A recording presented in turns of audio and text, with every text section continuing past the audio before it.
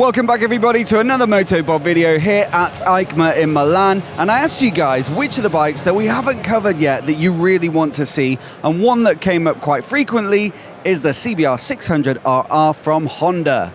Now this bike has been out in other markets I believe, but it's now coming to the UK for 2024 and I think it looks absolutely banging. So is the 600 Super Sport segment back? Well, let's take a look at the details and find out. Now the engine is their 599cc inline 4 and it's super revvy as you'd expect. So 119 horsepower peak at 14,250 RPM and 63 Newton meters of peak torque at 11,500. Now they say they've done a whole bunch of work to help it run better at those high revs, so new camshafts, new valve springs and the crankshaft, they've all been upgraded, and they say they've had to look at every aspect of the engine to meet current day Euro 5 emissions regulations. Now valve timing is also new and the exhaust system they say uses a larger bore that helps to improve gas flow at those higher revs, but at the same time they say they've managed the wall thickness, so I assume thinned it in areas, and that's helped to make sure that the weight gains aren't too big. On top of that there's a slip assist clutch so it doesn't lock up at the rear wheel under aggressive downshifts, which for a bike that's sort of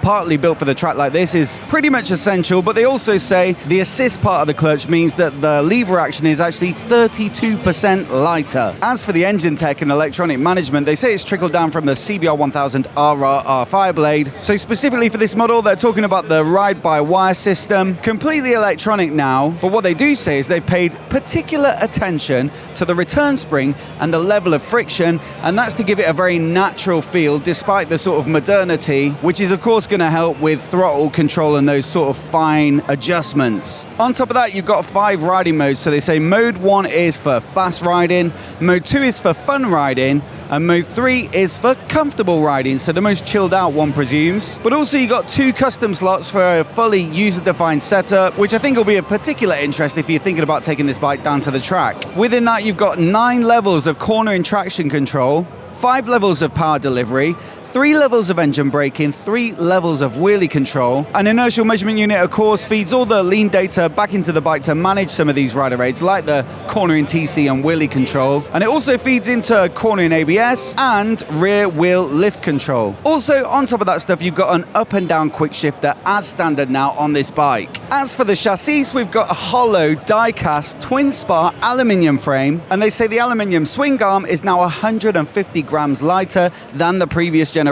So of course with that being unsprung weight, that's going to help the suspension more easily do its job, and they also say they've optimized it for rigidity balance. So you know, a little mention of weight savings, but I don't think it's massively lighter than the previous generation. They say the curb weight is 193 kilograms, so perfectly light for this sort of style of bike, but you know there haven't been drastic weight savings across the whole bike. Now as for the suspension, we've got a 41mm Showa big piston upside down fork at the front, which is fully adjustable, and also a fully adjustable Showa rear shock, which they say operates through a unit Pro Link. But the main change for this bike is that the fork legs have been made 15mm longer. You can see them protruding quite a bit from the top yoke there, and they say they've done this to allow for a greater range of changes in geometry, which again, you know, if you're interested in track riding, that seems like a feature that's geared towards you. Brakes come in the form of dual radially mounted 4-piston calipers up front on 3 10mm floating discs. Those are from Tokiko, and you've got a radial master cylinder as well, which helps to give a nice crisp feel at the lever. Then at the rear we've got a single piston caliper which works on a 220mm disc. Not super fancy components then, like a Fireblade SP or something, but this ought to come in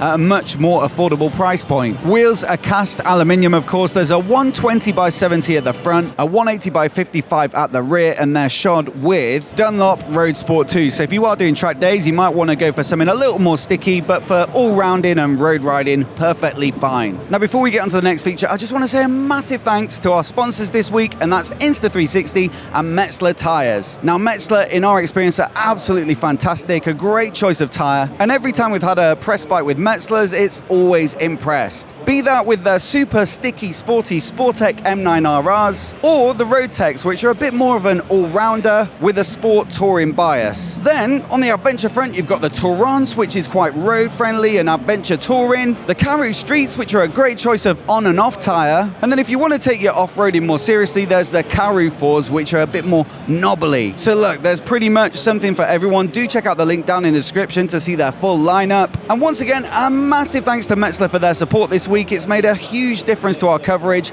And with that, back to the bike. Now, on top of all that good stuff, this bike actually gets Honda's electronic steering damper, which adjusts based upon the speed that it gets from the ECU. So they say at lower speeds, the main valve opens and that reduces damping force to make it easier to turn the bike when stability obviously is less of a concern. But when the speed picks up, the valve closes and that increases damping force, which obviously gives you maximum stability. Now, I don't know about you guys, but to me, this bike looks absolutely incredible, especially in this red, white and blue paint job, and it definitely has shades of the Fireblade, which in my opinion is a good thing. It's one of my favorite looking sports bikes on the market. This is just like a baby version to me. In some ways, I actually think it might look even better with that undertail exhaust, but it has obviously taken some styling cues from the Fireblade up front here, like the lighting, and also we've got some little winglets too. Fairly modest on this bike, they're not massive, but they say they do a little bit of a job in improving corner entry stability and also turning whilst accelerating. And actually, overall, they say that so much work has gone into the aero on this bike that it's the most slippery bike in its class. They say the drag coefficient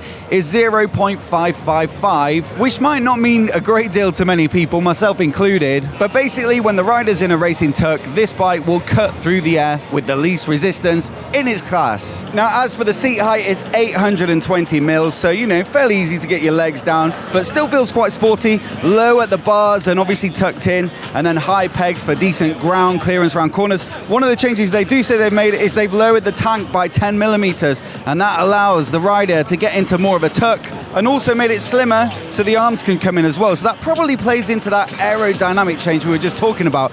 Also, I think a new screen angle, they say 38 degrees, and the idea is to give good aerodynamics with a range of positions on the track, so whether you're right down and tucked in or perhaps sat up a bit when you're going into corners. Now, also up in the cockpit there, I had to hop off because this bike is highly in demand, very busy with people wanting to sit on it, but you've now got a full color TFT display, and it's got a few different layouts, so you've got street, circuit, and mechanic mode, which I'm interested to see what that does. Hopefully we'll get one of these for a review, and then we can check it all out. On top of that, you've got a 5 LED shift light along the top, so nice and easy to see even when you're absolutely caning it down a straight. And it includes a lap timer, a lap counter, and also displays your fastest lap.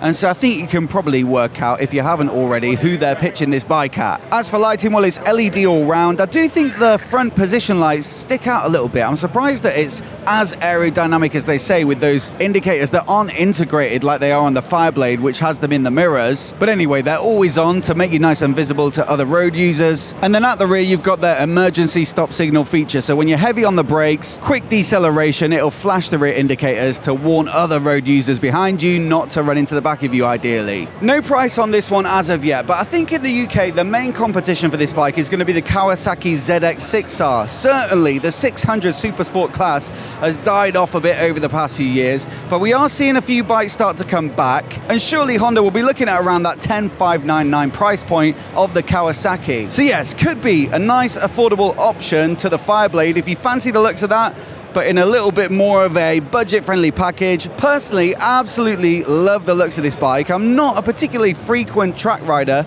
but I might still try and get one to check out for road riding from Honda when they come out next year, just to see if it can be a decent road bike.